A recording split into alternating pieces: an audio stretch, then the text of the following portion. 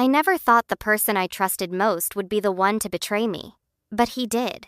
And when he did, I didn't cry. I didn't scream. I made a plan. And that plan, it changed everything. That's how my story begins. With shock, with heartbreak, and with a secret that would later shake his world to its core. But before I tell you how it all unfolded, let me ask you something. What would you do if the person you loved the most, the person you thought would stand by you forever, turned out to be living a lie? Would you forgive? Would you walk away? Or would you take matters into your own hands? This is not just a story about betrayal. It's about strength. It's about refusing to let someone else's lies define who I am. And yes, it's about revenge. The kind of revenge that doesn't need fists or shouting, but instead, a calm, clever move that no one saw coming. It started like any other love story, or at least, that's what I believed. He was charming, funny, and made me feel like I was the center of his universe. We had the kind of connection that people write about in novels, or so I thought. Late-night conversations, silly inside jokes, promises whispered under the stars. I thought I was safe in his arms. But life has a cruel way of pulling the curtain back when you least expect it. And that's exactly what happened to me. One day, one message, one careless slip, and the perfect picture shattered. But let's not jump too far ahead. Because if I simply told you he cheated, I found out, I got revenge, you wouldn't feel the weight of it. You wouldn't understand the storm that brewed inside me, the pain that cut deeper than any knife, and the quiet fire that kept me going when I wanted to fall apart. So, let me take you into my world, into the life I thought I had, and into the moment everything changed. When I first met him, I wasn't looking for love. Isn't that always how it happens? It was casual at first, a friend of a friend, a smile across the room, small talk that somehow stretched into hours. And slowly, like a puzzle coming together, our lives fit side by side. He knew exactly what to say to make me feel seen. He remembered little details, the way I liked my coffee, the song I hummed absent-mindedly when I cooked, the books stacked on my nightstand. With him, I felt like I mattered, so I let my guard down. Looking back now, maybe that was my first mistake. Because when you trust someone completely, you don't notice the shadows creeping in. You don't hear the unspoken lies in between the I love yous. You don't question the late replies, the sudden excuses, the moments where his eyes drifted away just a second too long. Not at first. At first, I thought it was all in my head. But deep down, something inside me whispered that the story wasn't as perfect as it seemed. Have you ever had that gut feeling? The one that tugs at you in the quiet hours of the night? That voice that says, something isn't right. I ignored it. For weeks. Maybe months. Why? Because I loved him. Because I didn't want to believe it. Because facing the truth felt scarier than living in the lie. But truth has a way of clawing its way out, no matter how hard you try to bury it. And the day it came out for me, it hit like a storm. Now, here's the part you'll want to lean in for. Because betrayal, no matter how common it might be in this world, always feels personal. It feels like your own private war. And in that war, you either collapse or you rise. When I discovered his secret, I felt the ground vanish under me. Imagine standing on a bridge, believing it's solid, only to find out it's crumbling while you're still walking. That was me.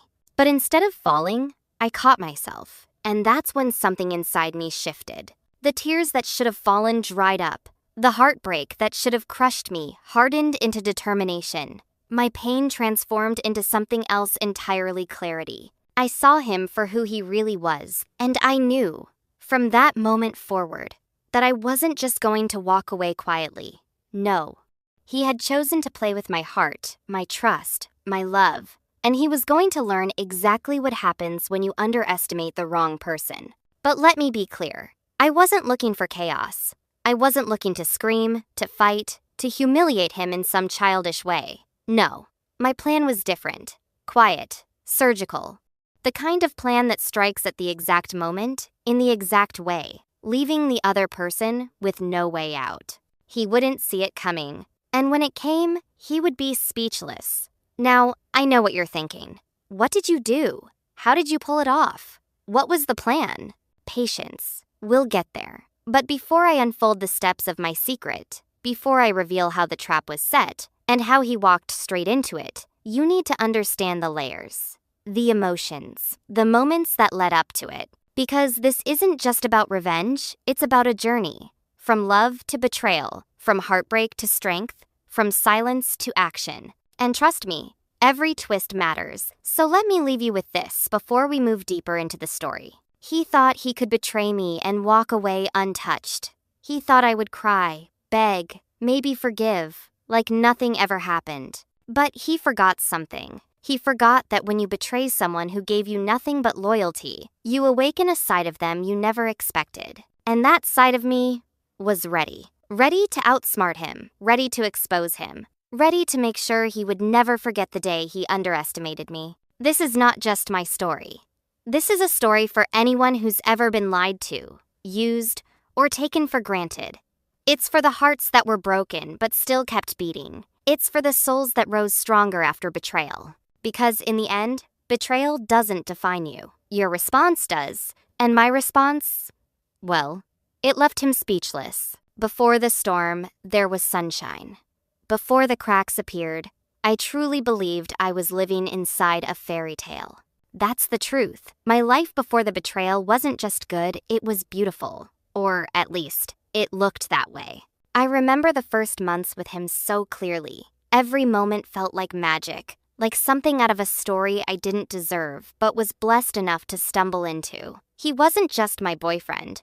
He became my best friend, my confidant, my safe place in a world that often felt loud and unforgiving. With him, laughter came easily. Smiles were effortless. Nights didn't feel lonely anymore, and mornings had a reason to feel brighter. For the first time in a long time, I didn't feel like I was carrying the weight of the world alone. We had our little traditions. That's what made it special. He would call me every night before bed, no matter how tired he was. Sometimes the calls were short, just a few minutes to say goodnight, I love you. But they mattered. They made me feel chosen, like no matter what, I was on his mind. On Sundays, we had this ritual. We'd go for long drives with no destination. Just music playing softly in the background, windows down, the world passing us by. He'd hold my hand on the gear shift, and sometimes he'd glance at me when he thought I wasn't looking. That look, it melted me every single time. And it wasn't only the big gestures. It was the small, ordinary moments that felt extraordinary with him. Cooking together in my tiny kitchen.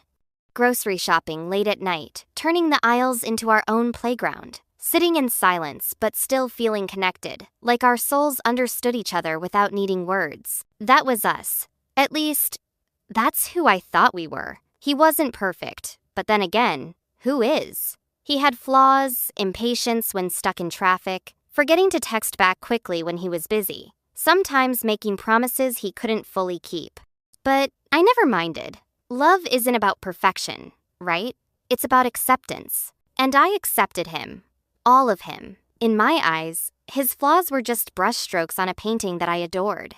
They gave him character. They made him real. So I loved him, fiercely, deeply, unconditionally. And I believed foolishly, maybe that he loved me the same way. You see, when you trust someone with your whole heart, you start to imagine a future with them. And I did. I pictured us moving in together, decorating our first little home, maybe even adopting a dog.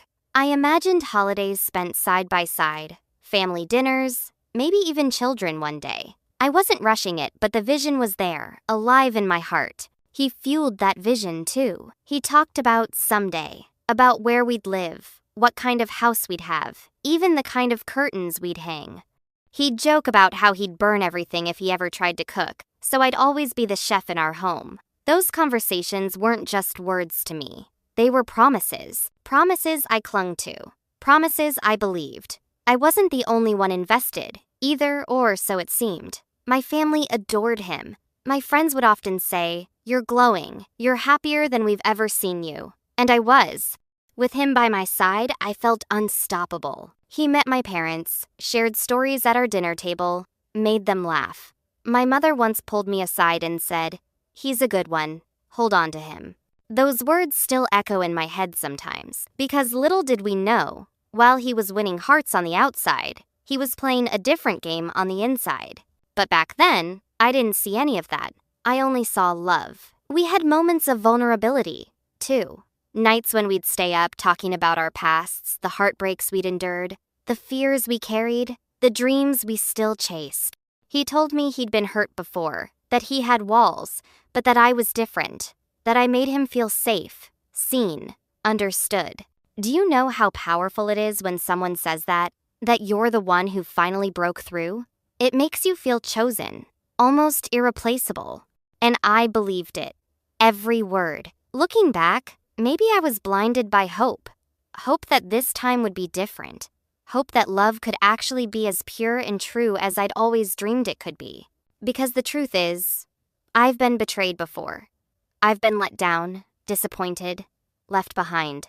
But when he came into my life, I convinced myself that he wasn't like the others, that he was the exception. He made me believe in love again. And that's why his betrayal cut so deep. Because it wasn't just about cheating. It wasn't just about lies. It was about shattering the very foundation I had rebuilt for myself, the fragile belief that love could be safe. There were nights I'd look at him while he was talking about something simple, his day, a story from work, a memory from childhood, and I'd think, how lucky am I? Lucky to have someone who fit into my world so seamlessly.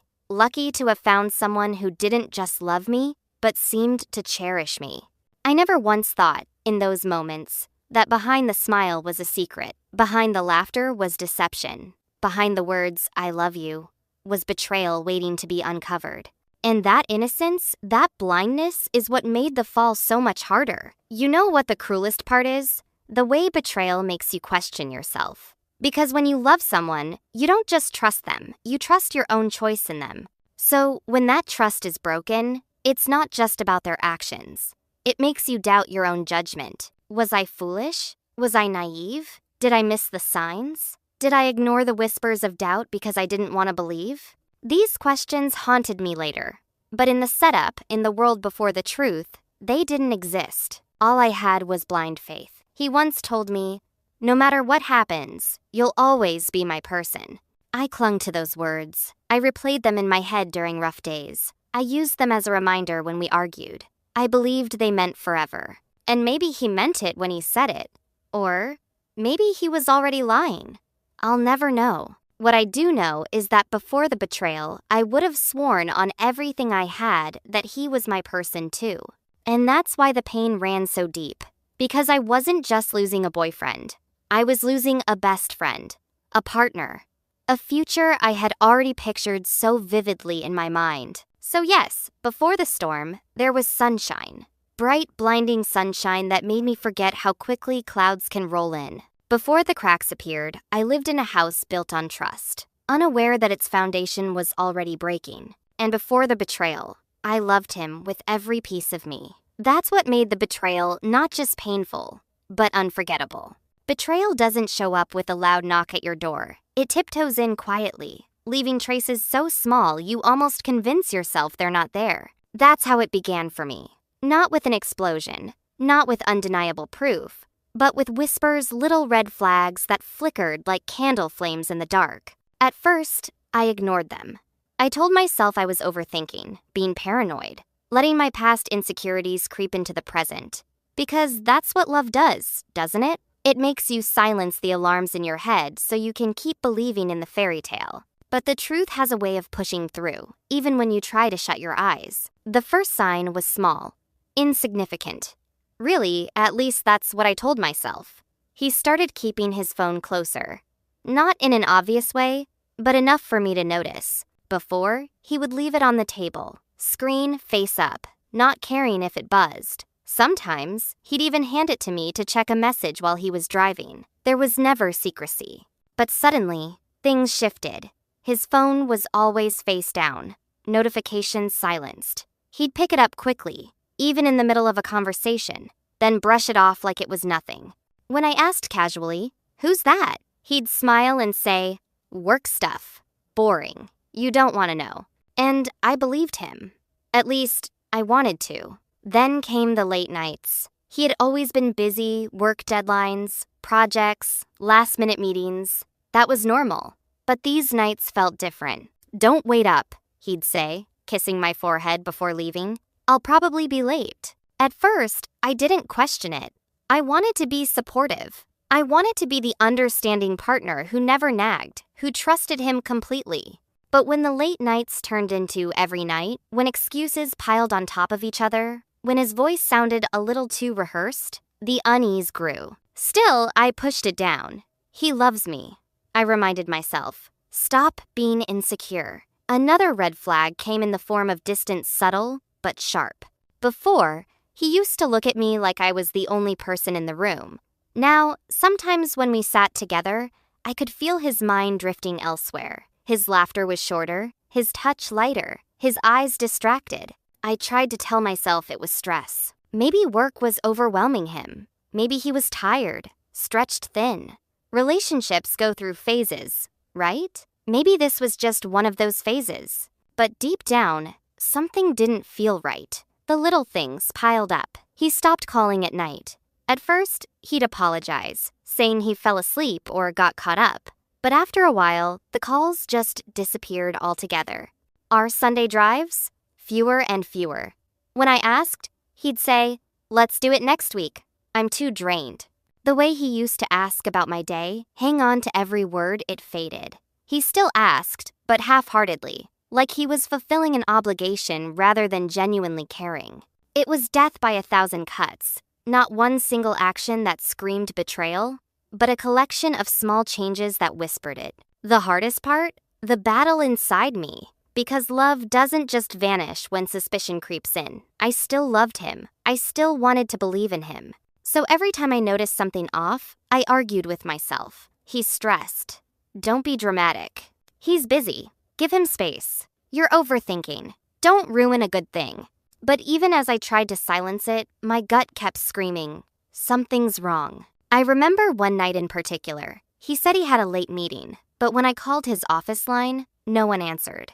Odd. When he came home, much later than usual, he smelled faintly of perfume. Not mine. Not his cologne either. Something sweet, floral. My heart dropped. But when I asked, his answer came quick. Too quick. "Oh, that?" Someone spilled coffee at the office. A coworker gave me her jacket to cover it up. He laughed like it was no big deal. I smiled, pretending to believe him. But inside, something cracked. Because that explanation, it didn't feel real. Denial is a strange thing. You can feel the truth pressing against you, clawing to be acknowledged, and still you push it away. Because acknowledging it means your whole world might fall apart. So I stayed in denial. I told myself stories to explain his behavior. Maybe he was just tired. Maybe he was overwhelmed. Maybe I wasn't being the partner he needed. Yes, I even blamed myself. That's the cruel part about betrayal. Before it's revealed, you start questioning your worth. I looked in the mirror and wondered if I wasn't enough. Not pretty enough. Not exciting enough. Not interesting enough to hold his attention. Every flaw I saw in myself became ammunition for my doubts. And yet, even as I spiraled inside, I smiled in front of him. I pretended everything was fine, because admitting my suspicion out loud felt terrifying. What if I was wrong? What if I pushed him away with my doubts? So I stayed quiet, and the silence burned. There were good days too. Days when he seemed like his old self, loving, attentive, full of laughter. Those days confused me more than anything, because just when I thought, maybe I'm imagining it all, the red flags would return. It was like living on a seesaw. Hope on one side, fear on the other, constantly tipping back and forth until I didn't know what to believe anymore. Friends began to notice too. "You seem distracted," one of them said. "Is everything okay with you two?" I smiled, brushed it off. "Yeah, just busy. We're fine." But inside, I was screaming. Because when you're the only one who sees the cracks, you feel trapped, alone. The turning point came one evening. We were out at dinner, just the two of us. He was on his phone more than usual, smiling at something on the screen. "Who's that?" I asked playfully, trying to keep my voice light. "Just a friend," he said, sliding his phone away. But the look in his eyes, it wasn't casual. It was guarded, defensive. And in that moment, I knew. I didn't have the evidence yet. No concrete proof.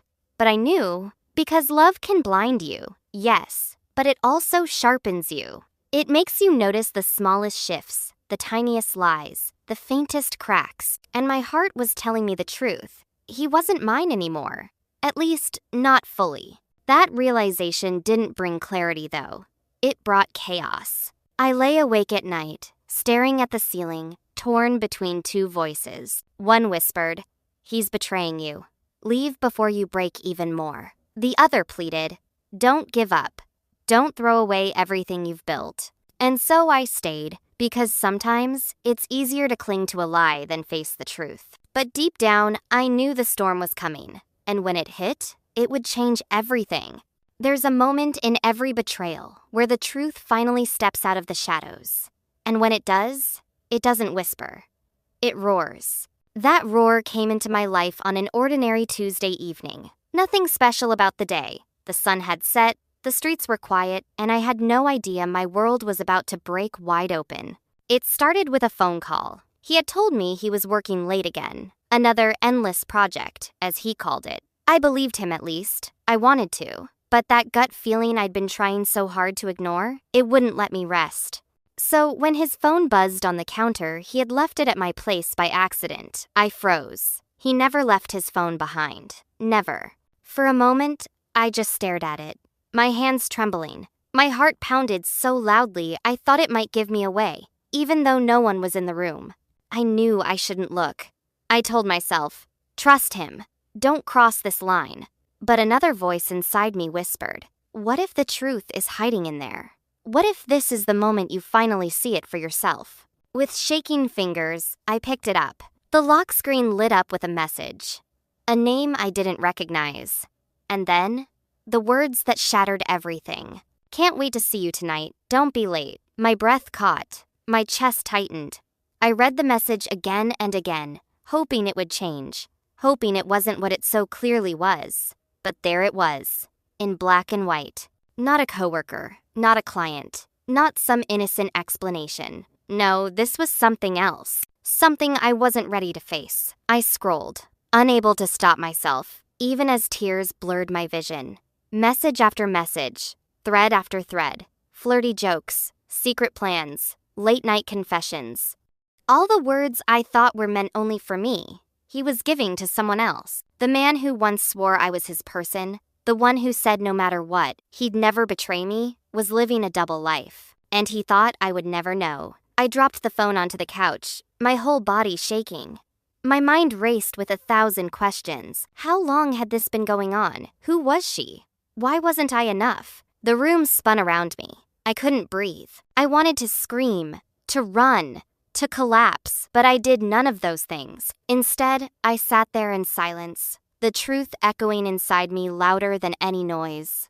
When he came home later that night, he walked through the door like nothing was wrong, smiling, relaxed, humming under his breath. And I looked at him differently for the first time. The face I had loved, the eyes I had trusted, the hands that once felt like home, now felt foreign, dangerous. Long day, he said, dropping his bag.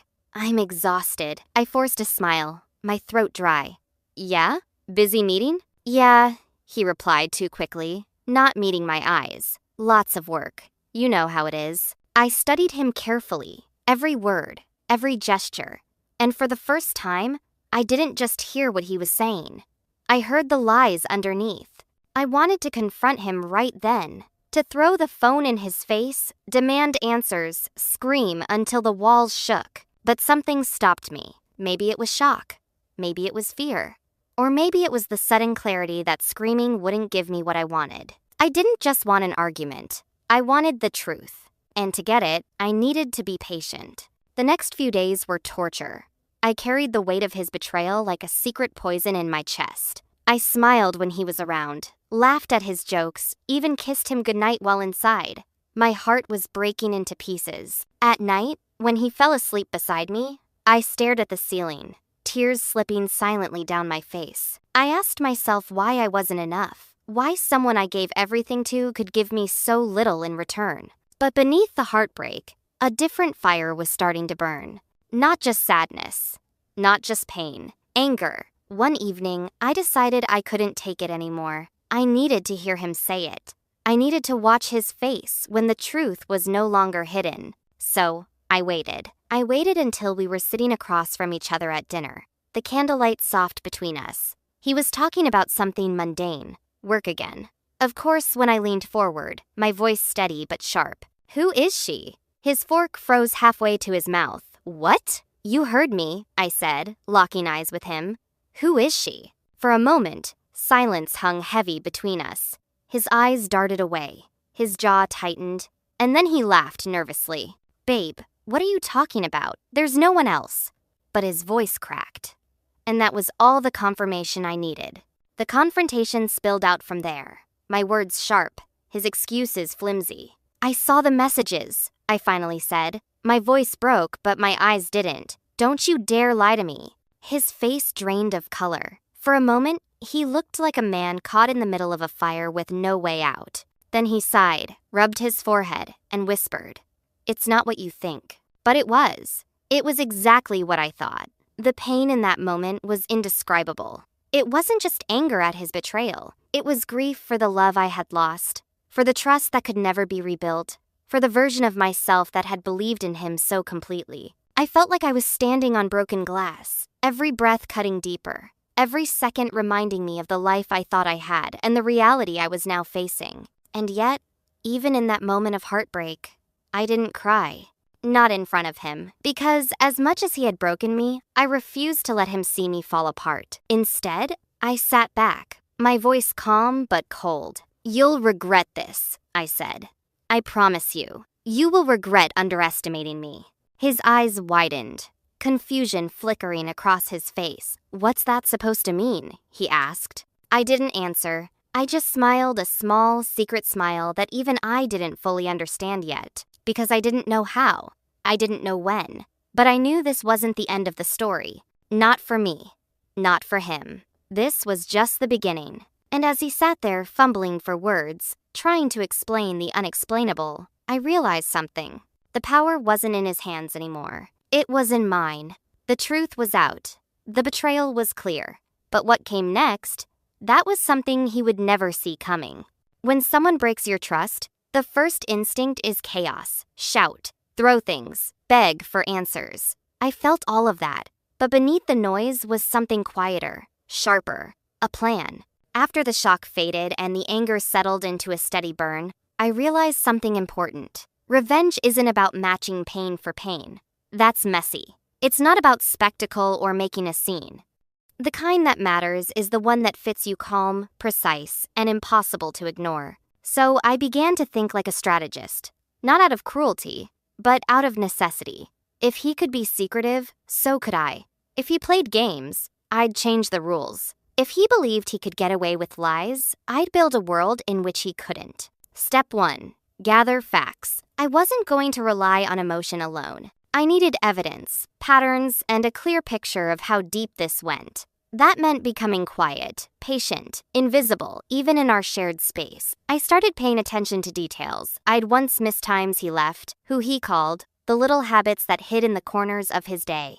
I reviewed everything I could. Messages, social posts, places he claimed to be. Not to invade him out of spite, but to understand the truth fully. I wanted to know whether this was a momentary lapse or a long-running deception. Understanding that would shape how I moved. Step 2. Protect myself. Before I could act, I had to make sure I wouldn't get hurt worse. Practical things, changing passwords, securing my own accounts, making copies of any evidence I might need later.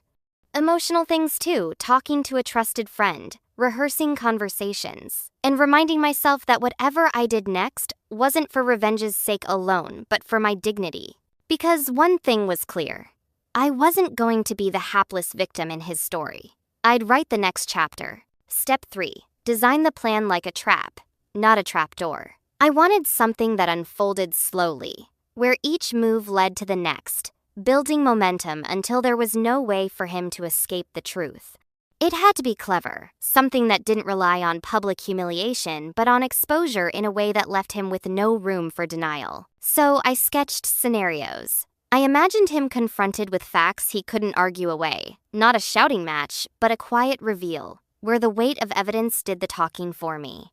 I wanted him to feel the sting of being exposed, not so I could gloat, but so he'd recognize the consequences of his choices. Step 4. Use what he loved against him. He had arrogance in his trust that I'd never see through. He loved to appear in control. He liked people to think he was successful, admired, in demand. That meant he was predictable in the ways he sought approval: public posts, small boasts, the need to keep up appearances. So I decided to turn that on its head. If he wanted admiration, I'd show him a mirror, one that reflected his true choices. If he relied on secrecy through technology and careful lies, I'd create a space where those lies couldn't hide.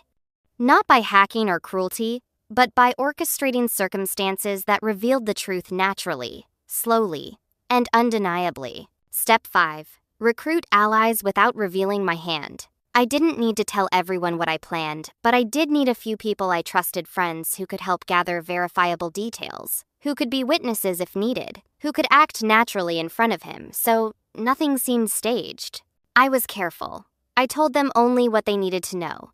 I asked them to simply observe, to keep eyes open for patterns, to note times, dates, reactions.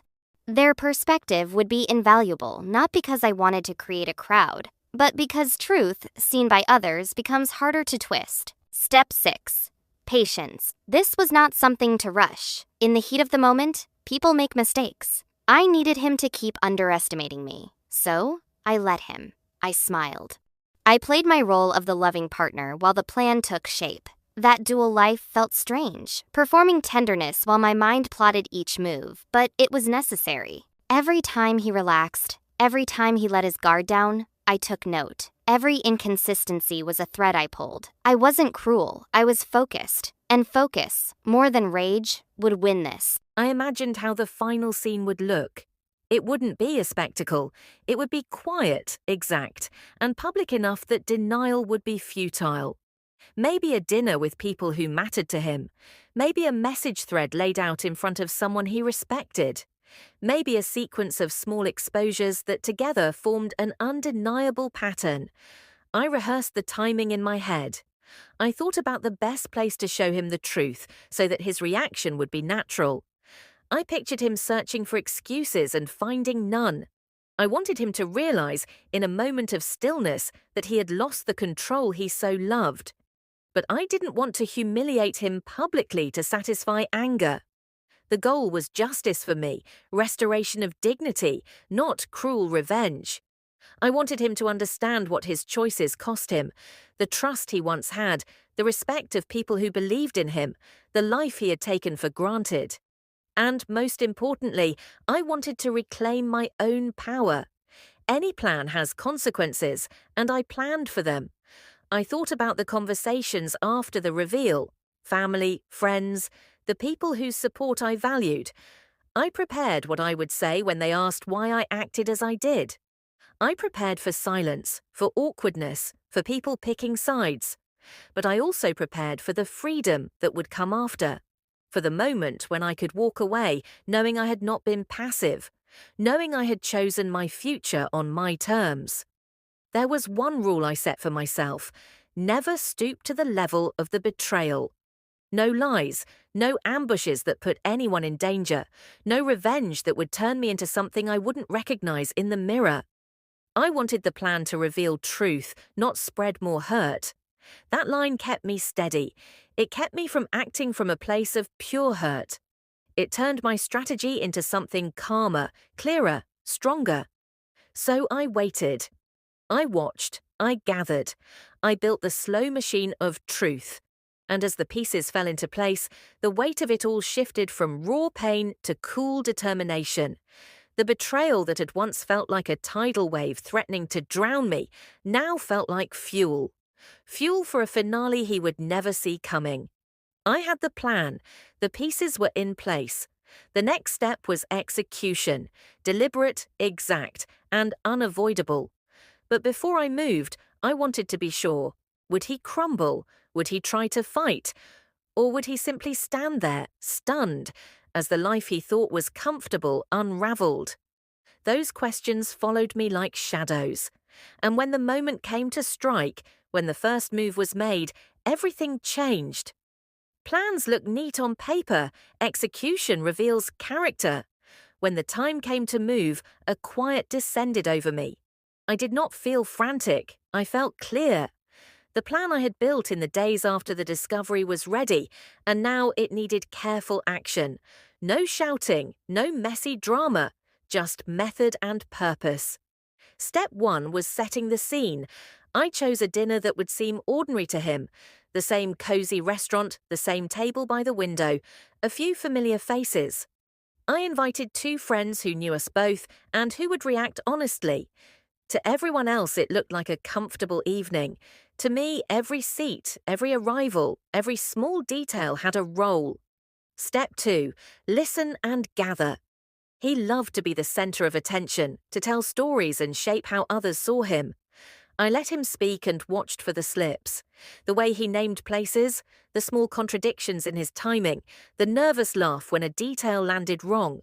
Those edges revealed the pattern I already suspected. I kept mental notes. I did not pounce. Step 3, lay breadcrumbs into conversation. Instead of confronting him with shouting, I seeded casual comments that matched what I had found. "Funny, I saw someone posting from that bar last week," a friend would say. Or, "You mentioned that perfume before, remember?" Each remark felt ordinary on the surface but was designed to press at the seams. He laughed at first, brittle and thin. Then he grew quieter. His ease began to look forced. Step 4, bring evidence into light without aggression. My friend had saved a public post that lined up with the private messages I'd discovered. When the moment was right, we introduced that post into discussion as if it were coincidental. The mood shifted. He tried to redirect, to charm his way out. His charm slipped. He misremembered small facts. The accumulation of tiny mismatches tightened the loop around his explanations. Step 5, let defenses falter. Liars rely on momentum and distraction. When you remove both, they flounder. He doubled down on excuses that did not align. I watched him scramble, not with anger, but with the hollow panic of someone losing a script. That sight hit me hard. Grief threaded with a steady, white-hot resolve. Step 6, a quiet confrontation. I asked to speak to him privately. We walked outside into the night, away from the table and the other voices. There, I showed him select messages and public clues. I did not read everything aloud. I chose lines that revealed the pattern clearly. I spoke plainly, letting the facts sit between us. His face moved through shock, flustered denial, then a thin acquiescence. He tried to explain. His explanations clattered and fell. Emotion came in waves. There were moments when tears tempted me, and moments when I felt a fierce surge of righteous anger. I breathed through each one. Staying composed was not coldness, it was strategy. It allowed the truth room to settle without me destroying the possibility of clarity. Step 7, secure proof and witnesses. I saved screenshots, timestamps, and public posts. I told 2 trusted friends what had happened so there would be witnesses who could confirm the timeline if necessary. This was not about making enemies. It was about protecting myself from later manipulation. Documentation is not drama, it is armor. Step 8, tell those who needed to know. I informed a few close family members and friends privately, presenting the facts calmly. I refused to gossip. I refused to weaponize shame. Instead, I sought the truth to be seen by people whose opinions mattered and who could support me. Their reactions ranged from stunned to sorrowful, but the presence of witnesses made it harder for his version to stand unchallenged. Step 9, stay measured as consequences unfolded. He attempted damage control, apologies, frantic texts, promises. But the calm architecture of my actions left him without his usual escape routes. He had relied on confusion to muddy the waters. I had chosen clarity. People are persuasive in crowds and messy when forced to be precise. That precision was my ally. There were sharp moments of emotional intensity. The hush when a saved post matched a private message. The staccato of forks on plates when people realized what they had been hearing. The small private victory of refusing to be reduced to a sobbing caricature. For a long minute he could not find words. He was unmoored, speechless in a way his performance never permitted. I walked away before chaos could take over. I did not stay to watch a dramatic collapse. That was deliberate. I wanted dignity to be what remained, not spectacle. Walking out felt like reclaiming the parts of my life he had tried to hide in the shadows. After the reveal, practical things mattered too. Changing shared passwords, separating financial ties, and making arrangements for my own safety and stability. I met with a lawyer to learn what protections existed, not to escalate, but to be prepared. Friends helped me remove traces of him from the spaces we shared, box by box. Those small acts were rituals of reclamation. Nights were the hardest. Quiet amplified doubt at first. Yet with each morning, my footing returned. Messages came, expressions of concern, offers to help, small acts of kindness. A meal left at my door, a late-night text checking in, an unexpected call from someone who remembered the best parts of me. These things softened the raw edge. Support turned shock into something bearable. Execution was not about spectacle. It was about exposure and dignity. It was about making the truth visible in a way that could not be shrugged off. That quiet strategy is what caught him off guard. He had counted on drama to save him. Instead, he met calm facts and a composed witness. He underestimated the power of deliberate action. By the time the immediate shock faded, the landscape had changed. He was smaller in the echo of what he had been. I was left with clarity and the fierce freedom of moving forward unbound by someone else's lies. In the weeks that followed, he oscillated between apologies and silence. He tried to patch the pieces with words that sounded rehearsed. People who once admired him asked questions. Some friendships cooled. But most importantly, I learned how resilient I was. The plan did not seek revenge for the thrill of victory. It was a reclaiming of agency. In that reclaiming, I found unexpected strength and peace and clarity. Some moments feel small as they begin and enormous by the time they end. This was one of those moments. The night I chose for the reveal had been planned like a quiet performance. Not loud, not vindictive, precise. I wanted him exposed, yes, but not humiliated in a way that would turn me bitter. I wanted truth to land like a verdict, clear, undeniable, final. We had arranged a small gathering. A few friends, a couple of co-workers, people who knew him and who had seen the version of him I had once trusted. To him, it was just another evening. To me, it was the stage where the gentle pieces of my plan would click into place. Everything began ordinary: laughter, clinking glasses, trivial talk about work and weekend plans. He moved through the room like a man used to applause, comfortable in the skin of the person he'd performed for. I watched him and felt nothing like the person I'd loved. Instead, I felt a patient calm that surprised me. I was ready. The first strike was subtle. A friend, the one who had kept a public post aligned with private messages, casually mentioned a new bar opening in town. He described a photo he'd seen, the date stamped beneath it, how the nights had been noisy with new people and careless captions. The comment was thrown out like small talk, but my eyes were locked on him. He laughed at first, the reflex of a man who believed his story still safe. Then the second piece dropped. Someone else brought up a group chat where a name had popped up in a joking thread. Another guest pulled out their phone under the table, nonchalant, and scrolled until a post appeared. No theatrics. The post was plain: a smiling photo, a location tag, a date that matched the late nights he'd claimed were work. The air shifted. He tried to steer the conversation. He offered a joke, a quick deflection, a compliment to someone else at the table.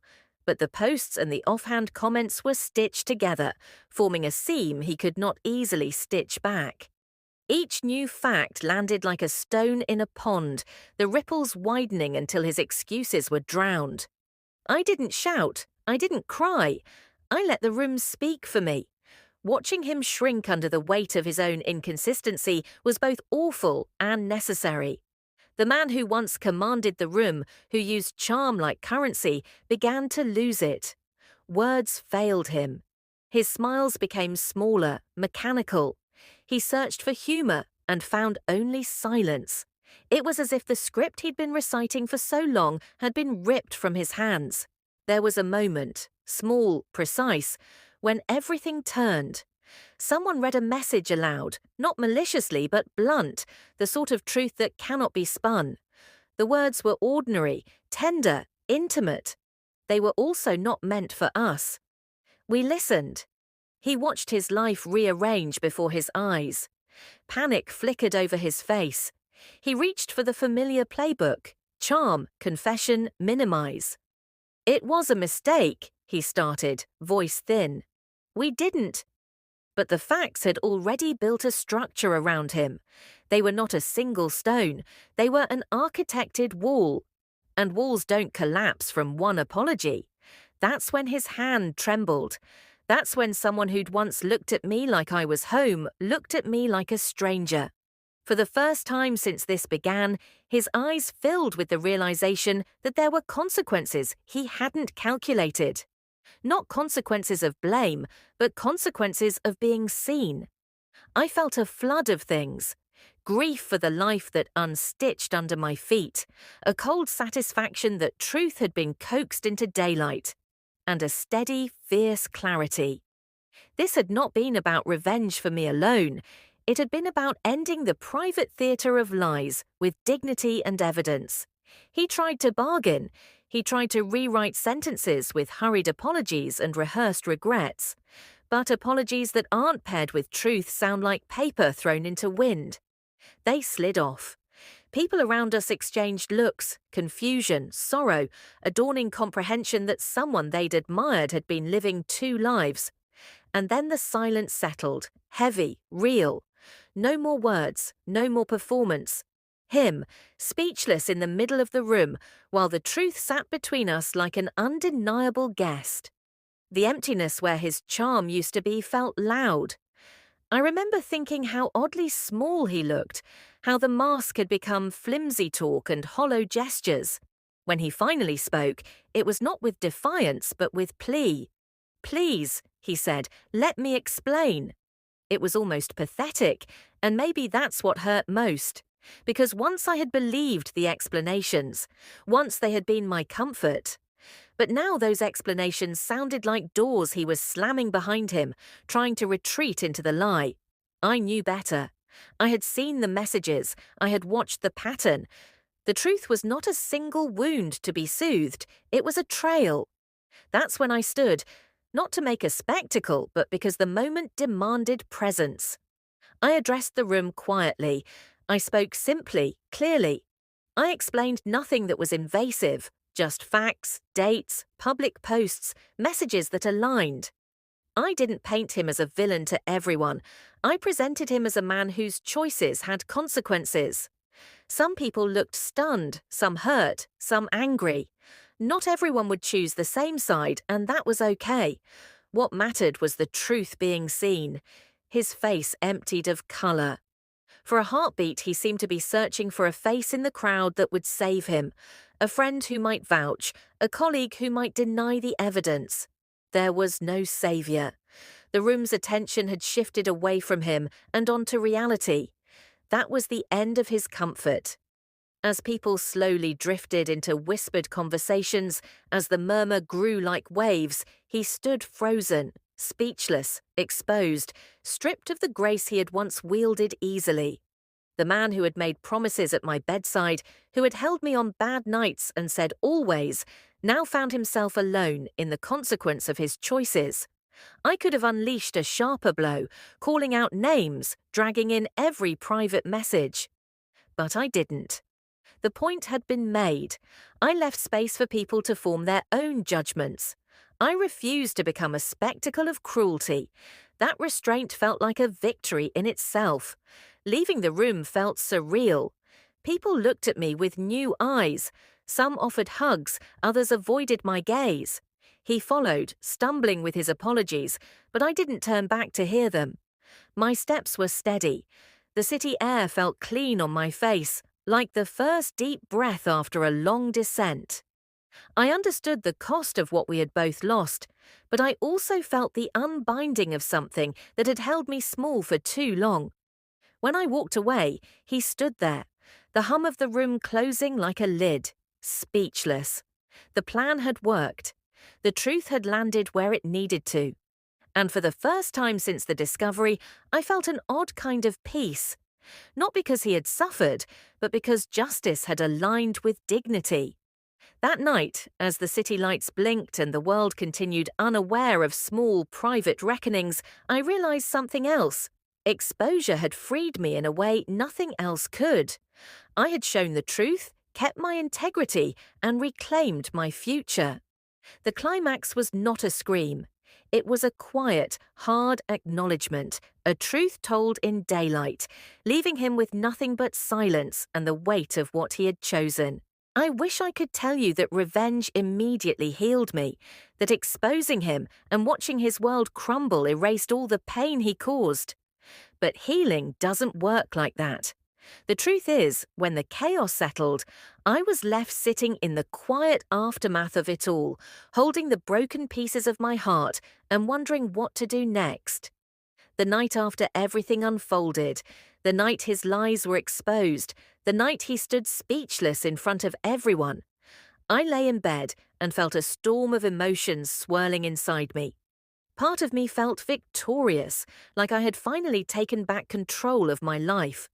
Another part of me felt hollow, almost fragile, like I had spent so much energy on revenge that I had forgotten what it meant to simply breathe and exist without anger.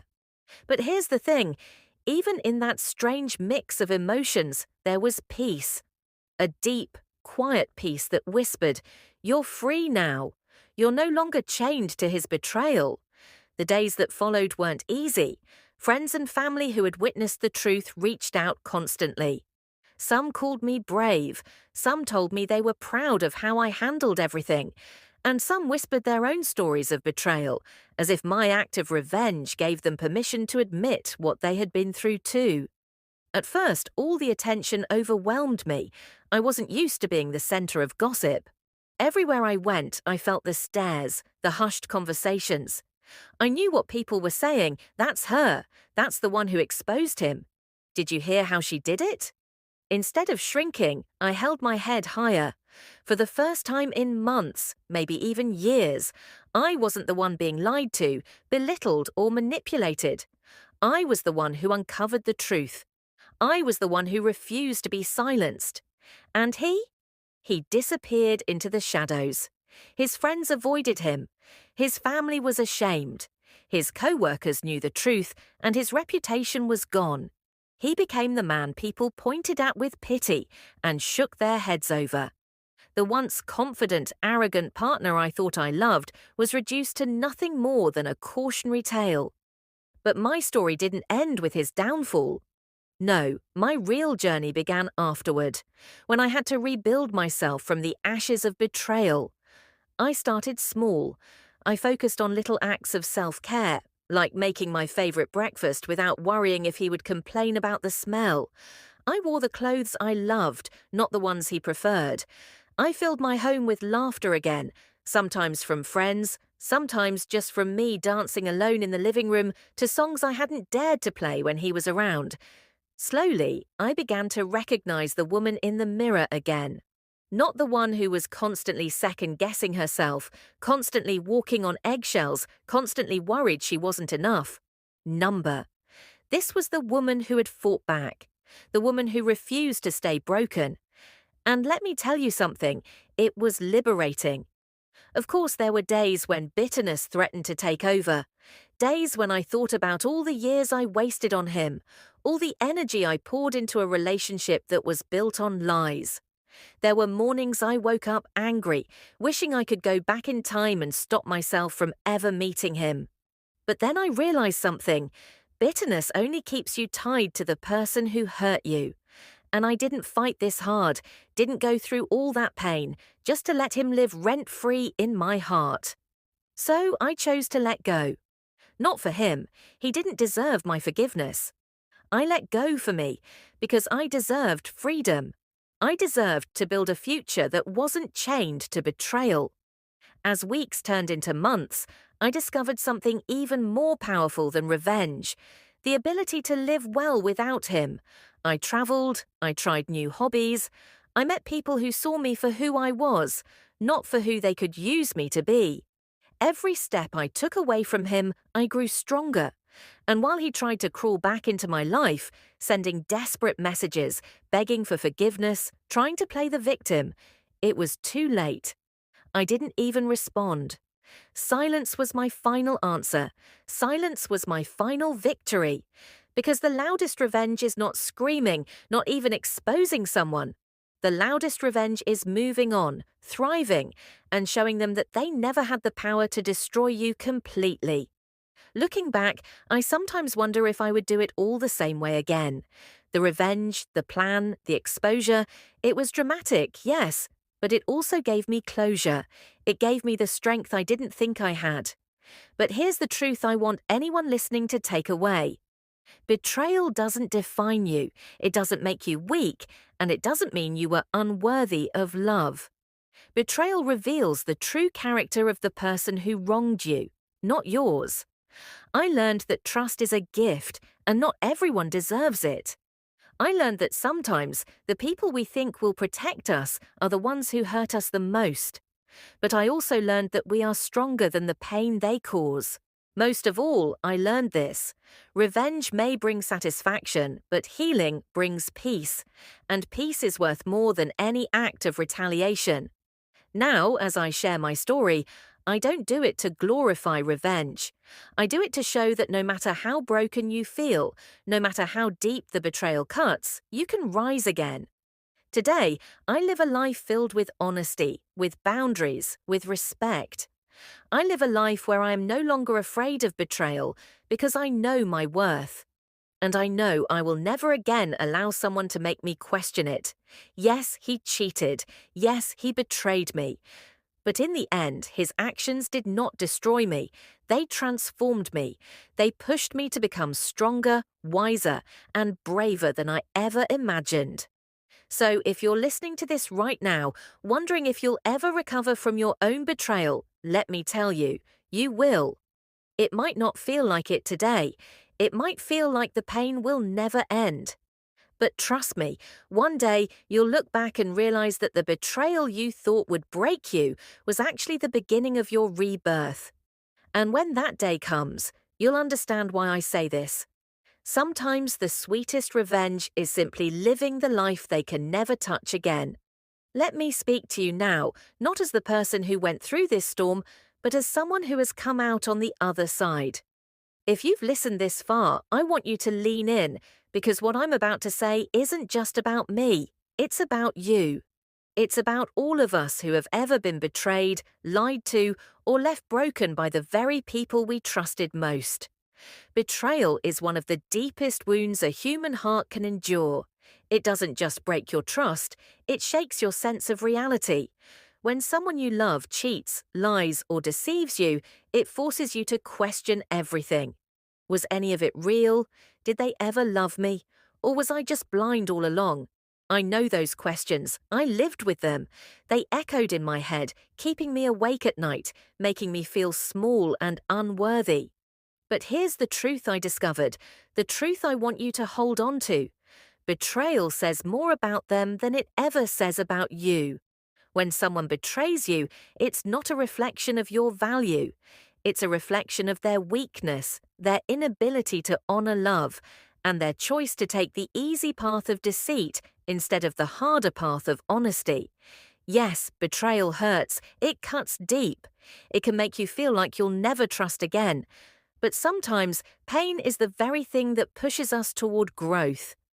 Pain is a teacher, one we never ask for, one we never want, but it leaves lessons we carry for life. The lesson I carried was this: Trust is precious, and not everyone deserves it. Love should never be begged for, respect should never be one-sided, and loyalty, once broken, cannot simply be glued back together. If you've been through betrayal, I want you to understand something. You are not broken. You are not less. You are not unworthy. The betrayal is not the end of your story. It's the beginning of a stronger version of you. When I first uncovered the truth, I thought I had lost everything. But as the days passed, I realized I had gained something far more valuable: my strength. I had discovered a resilience I didn't know existed within me. And that's the part I want you to remember. Inside you, there is a strength waiting to rise. It doesn't show itself when life is easy. It doesn't appear when everything is going right. It reveals itself when your world is falling apart, when you're at your lowest, and yet somehow you still stand back up. Strength is not about never breaking. It's about breaking, then choosing to heal anyway.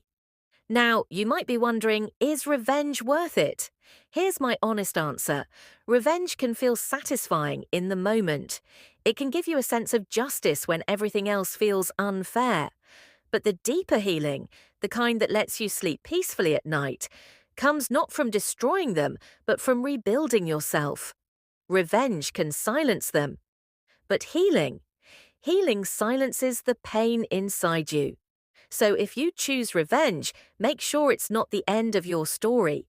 Let it be just a chapter, a step toward reclaiming your power. The final chapter should always be peace. So now let me ask you, have you ever been betrayed? Maybe not by a partner, maybe by a friend, a family member, or someone you trusted with your heart. If so, I know the weight you carry. I know how it feels to wonder if you'll ever be whole again, but I want to tell you this: you will be whole again. Not because time magically erases the pain, but because you are stronger than you think. Because you are worthy of love, respect, and honesty. Because you have the power to write a new story for yourself, one where you are no longer defined by what they did to you. The real victory is not in watching them crumble. The real victory is in rising so high that they can no longer reach you. It's in living a life so full of joy, peace, and self-respect that their betrayal becomes nothing more than a distant memory. A lesson learned, not a scar that defines you. The day you can look back at the betrayal and feel gratitude, not for the pain, but for the strength it revealed in you, that's the day you've truly won. So here's the takeaway I want to leave with you. Betrayal hurts, but it does not define you. Trust is valuable, and not everyone deserves it. Revenge may satisfy you, but healing will free you. Your strength is greater than you realize, and your future is not tied to the mistakes of someone who failed to see your worth.